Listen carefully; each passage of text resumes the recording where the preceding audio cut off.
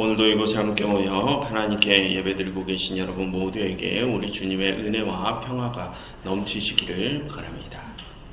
지난주에 모세는 하나님을 대신하여 이스라엘 백성들이 세운 금송아지를 심판하고 백성들이 그렇게 우상 숭배를 하도록 놓아둔 아론을 책망했죠.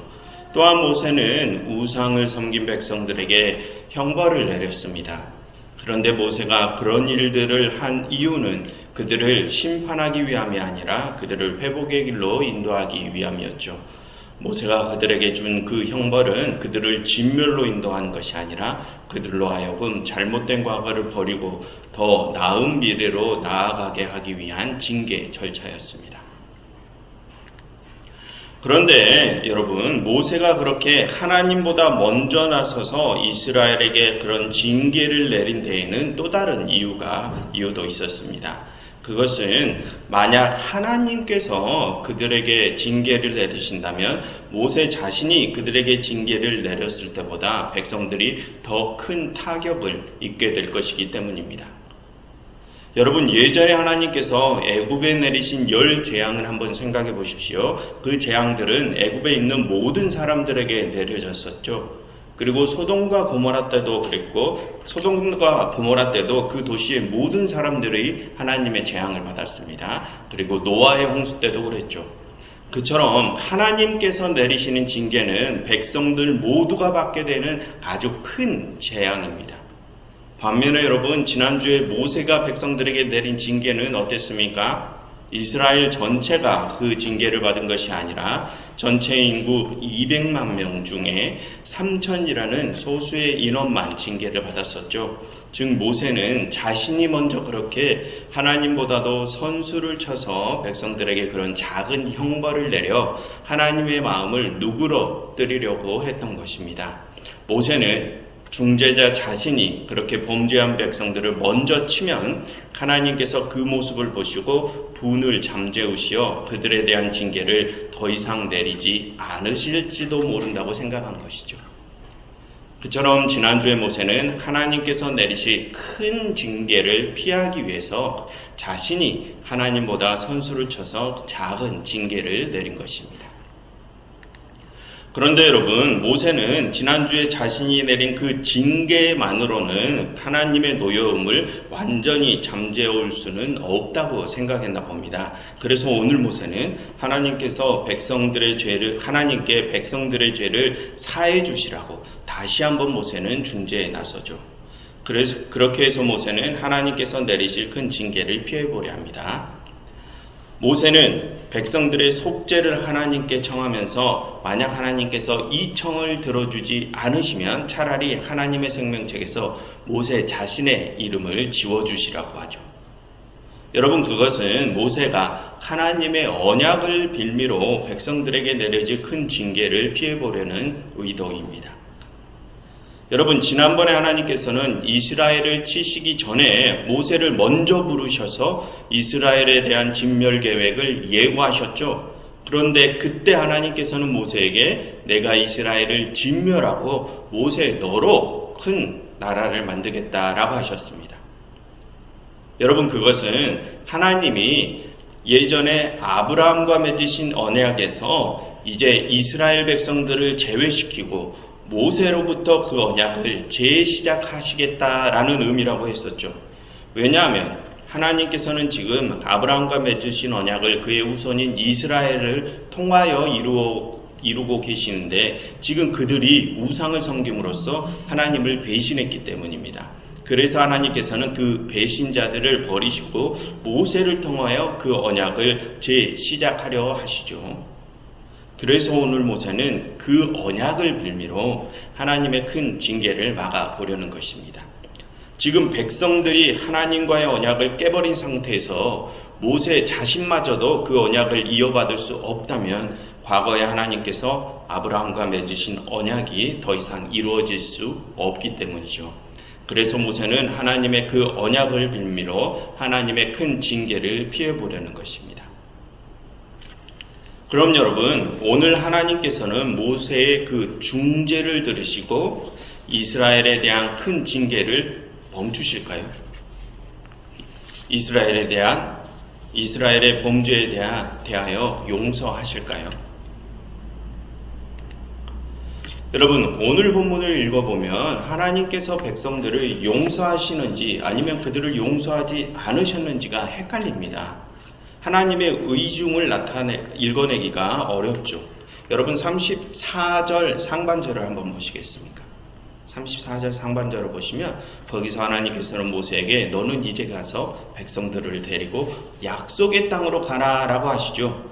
그 내용만을 보면 마치 하나님께서 범죄한 백성들을 용서하시는 것 같죠.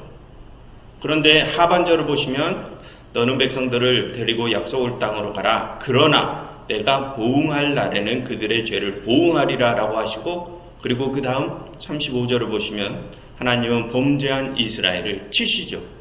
그들의 범죄에 대한 보응을 내리십니다. 그래서 이 내용을 보면 또 하나님께서 백성들을 용서하지 않으신 것 같기도 하죠. 그래서 우리는 과연 하나님께서 이스라엘의 범죄를 용서하시는지 아니면 용서치 않으시는지 그 의중을 알기가 어렵습니다. 그처럼 여러분, 오늘 본문은 하나님의 이해할 수 없는 행동을 보여주는 본문입니다. 그럼 그런 내용에 또 어떠한 하나님의 메시지가 담겨 있을까요? 그것을 이제 알아보겠습니다. 여러분, 오늘 본문은 두 개의 장면으로 나누어져 있죠. 첫 번째 장면은 모세가 하나님을 말리는 장면입니다. 그리고 두 번째 장면은 모세의 그 중재에 대한 하나님의 반응이 소개되죠. 그럼 여러분, 첫 번째 장면에서 모세는 하나님을 말리기 위해 어떠한 방법을 사용합니까? 말씀드렸듯이 그는 하나님의 언약을 빌미로 하나님을 말립니다. 그런데 여기서의 핵심은 모세가 이스라엘 전체를 살리기 위해서 자기 자신을 희생제물로 내어놓으려 한다는 것입니다. 마치 예수님께서 우리 인류 전체를 살리시기 위해 당신을 희생제물로 내어놓으셨던 것처럼 말이죠. 여러분, 지난주에 모세는 이스라엘 백성들에게 하나님보다 자신이 더 큰 화를 내면서 백성들에게 형벌을 내렸죠. 그런데 오늘은 완전히 그 태도를 바꿔서 하나님 앞에서는 그 백성들을 살리기 위해 자기 자신을 희생하려 합니다. 즉, 모세의 본심은 이스라엘을 꾸짖고 그들에게 죄값을 치르게 하려는 것이 목적이 아니라 그들을 살리기 위함이 모세의 본심이라는 것입니다. 자신의 희생을 각오하면서까지 말입니다. 그래서 우리는 여기서 하나님께서 우리에게 주신 사명을 감당하기 위해 우리 또한 이 모세의 모습을 본받아야 함을 배울 수 있습니다. 우리도 우리에게 맡겨진 사람들을 살리기 위하여 그렇게 우리 자신을 희생할 각오를 해야 한다는 것이죠. 여러분, 그렇게 모세가 보였던 것처럼 타인에게 새 생명을 주기 위해서 나를 희생하는 모습이 바로 우리 주님께서 우리를 위해 보여주셨던 모습입니다. 그러니 우리는 그 희생의 길을 가는 자가 진짜 그리스도인임을 반드시 기억해야 할 것입니다. 아무튼 그렇게 모세는 백성들을 살리기 위해 자신을 희생하려 하며 하나님을 말립니다. 그럼 여러분, 하나님께서는 그에 대하여 어떻게 반응하십니까? 33절을 보시면 범죄자들을 당신의 책에서 지우시겠다고 하십니다. 그럼 여러분, 지금 하나님께서 언급하신 이 책은 어떤 책을 가리킬까요? 여러분, 요한계시록을 보면 하나님의 생명책에 대한 이야기가 나오죠. 그 책은 구원받을 사람들의 이름이 적힌 책입니다. 그럼 여러분, 지금 여기서 하나님께서 말씀하시는 책이 바로 그 생명책을 가리킬까요? 여러분, 하나님께서는 죄의 결과는 곧 사망이라고 하시죠. 진멸과도 같습니다. 그리고 지금 여기서 하나님께서는 범죄한 자는 책에서 지워버릴 것이라고 말씀하시죠. 그래서 우리는 이 책이 그 생명책일 수도 있다는 생각을 할 수 있습니다. 그러나 여러분, 지난번에 하나님께서는 모세의 첫 번째 중재에서 그들에 대한 진멸 계획을 철회하셨죠. 그래서 그러한 내용을 또 생각해 보면 지금 이 책이 그 생명책이 아닐 수도 있다는 생각이 들죠. 그래서 아직은 우리가 이 책이 정확히 어떤 책인지, 그리고 하나님께서 지금 이런 말씀을 하신 의도가 무엇인지 그것을 우리가 정확히 알아내기는 어렵습니다. 그리고 여러분, 방금 모세는 범죄한 백성들 대신 자신을 주님의 책에서 지워주시라고 했죠. 그런데 하나님께서는 아직 그것에 대한 대답도 주지 않으셨습니다. 백성들을 지우실지 모세를 지우실지 아직까지 아무 대답도 하지 않으셨죠. 그리고 또 여러분 34절을 보시면 아까 살펴보았듯이 하나님은 모세에게 백성들을 데리고 약속의 땅으로 가라 하십니다. 무슨 뜻입니까? 이스라엘은 여전히 생존할 것이고 그들은 여전히 하나님께서 약속하신 땅을 상속받으실 거라는 뜻입니다.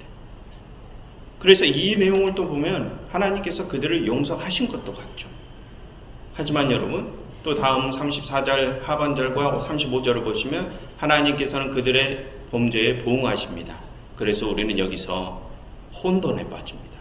지금 하나님의 의중이 무엇인지 굉장히 혼란스럽죠. 그처럼 오늘 본문에서 우리는 도대체 하나님의 의중이 무엇인지 그것을 전혀 알아낼 수가 없습니다. 그러나 여러분, 그렇게 오늘 본문에서 우리가 하나님의 그 의중은 알 수 없지만 우리는 다음과 같은 사실들은 알 수 있습니다. 여러분, 하나님께서는 이스라엘이 저지른 범죄에 대하여 보응하실 것입니다. 그러나 하나님께서는 그들과의 약속을 반드시 지키실 것이죠. 무슨 뜻입니까? 하나님께서는 당신의 백성들이 범죄하더라도 그들에 대하여 여전히 신실하시다는 뜻입니다. 그것에 대하여는 우리가 확실히 알 수 있습니다. 그리고 우리가 여기서 또 알 수 있는 또 다른 사실은 하나님이 지금 범죄한 백성들에게 내리실 이 보응은 그들을 진멸시키기 위해서 내리시는 것이 아니라는 것입니다. 여러분, 오늘 하나님께서는 이스라엘의 속죄를 청하는 모세의 중재에 누구든지 내게 범죄하면 내가 내 책에서 그들을 지워버리겠다라고 말씀을 하시죠. 그러면서 그들을 치십니다. 그래서 우리는 오늘 하나님께서 이스라엘을 치신 이 사건이 이스라엘을 진멸하시려는 사건이라고 생각할 수 있습니다. 하지만 여러분, 지난번에 하나님께서는 모세의 중재 때문에 범죄한 이스라엘에 대한 당신의 진멸 계획을 철회하셨죠. 아까 말씀드린 대로. 그리고 다음 주에 살펴볼 내용이지만 여러분 33장 2절과 4절을 가져보시면 거기서 하나님께서는 모세와 함께 이스라엘 백성들을 약속의 땅으로 보내시면서 나는 너희와 함께 올라가지 않을 것이다. 그것은 내가 너희를 진멸할까 염려함이라 라고 하시죠. 무슨 뜻입니까? 하나님께서는 범죄한 이스라엘 백성들을 진멸하지 않으실 것이라는 뜻이죠. 그럼 여러분, 그러한 내용들을 보면 오늘 하나님께서 이스라엘을 치시는 것이 그들을 진멸하시려는 것입니까? 그게 아니라는 것입니다. 그럼 진멸이 아니라면 무엇입니까? 그것은 지난주에 모세가 백성들에게 내렸던 것과 같은 징계 절차입니다. 그래서 여러분, 여기서 잠시 다른 말씀을 드리면 우리는 하나님의 용서와 징벌을 서로 분리해서 생각해야 함을 말씀드리려고 합니다. 여러분, 하나님께서는 우리를 용서하시죠. 그래서 우리는 그 용서를 징벌에서부터의 자유를 얻는 것이라고 생각할 수가 있습니다. 그런데 여러분, 그게 아닙니다.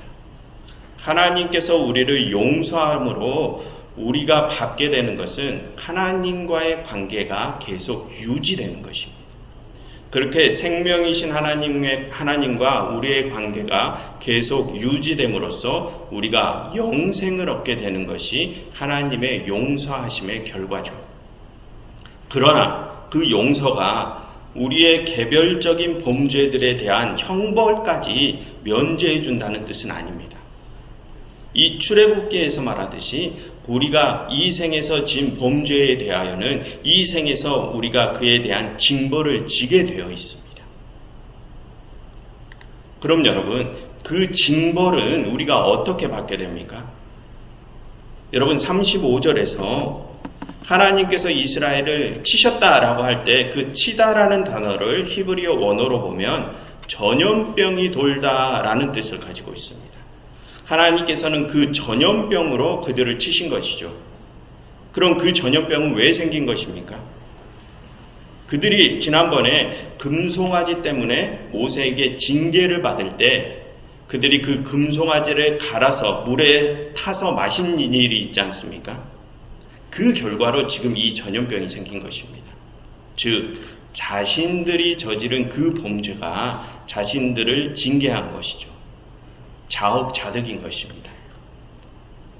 여러분, 그것은 이전에 하나님께서 애굽에 내리셨던 재앙들과 똑같은 상황이죠. 그때 하나님이 애굽인들에게 내리신 재앙들은 사실 하나님께서 그 재앙들을 직접적으로 그들에게 주신 것이 아니라 그들 스스로가 자초한 일들의 결과물들이었죠.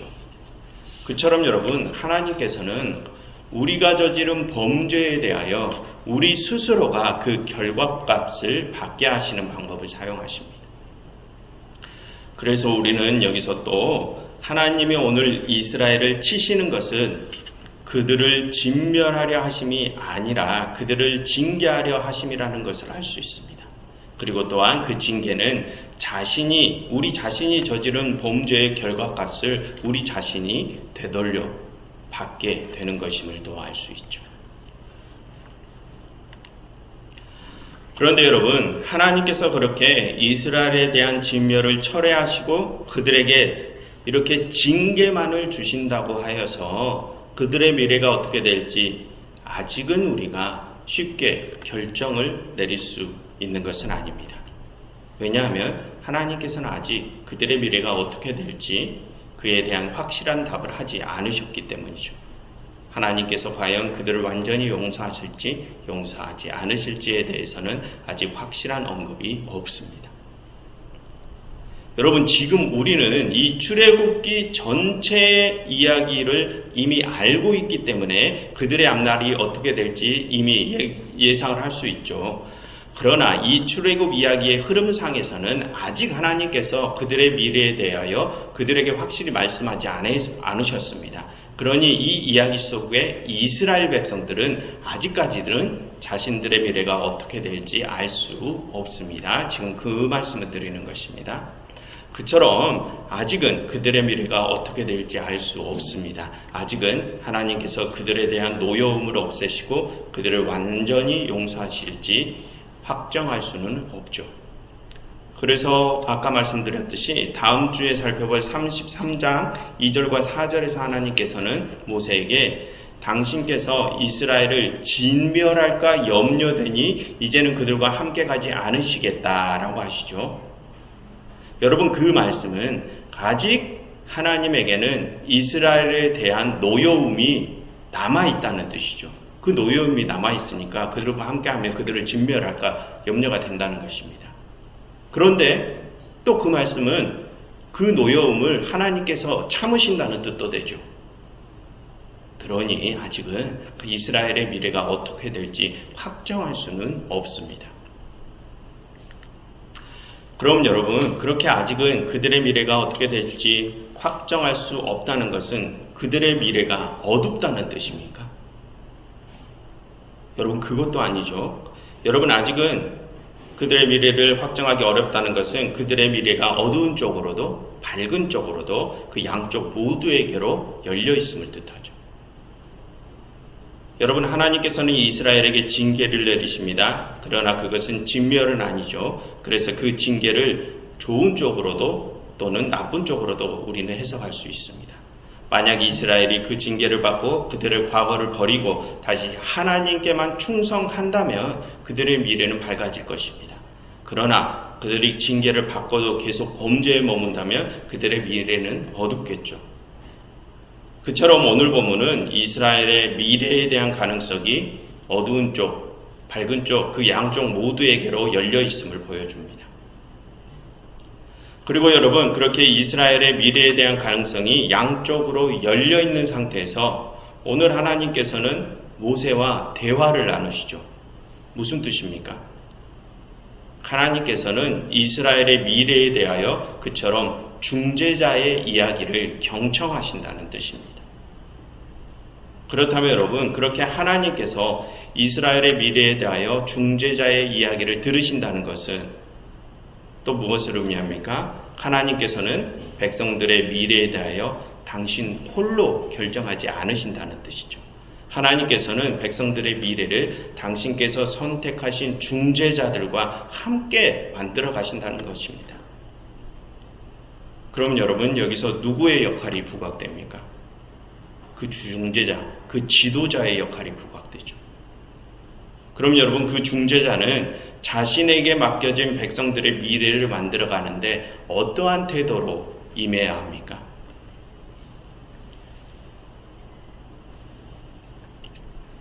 여러분, 오늘 모세는 백성들을 살리기 위해서 어떤 모습을 보였죠?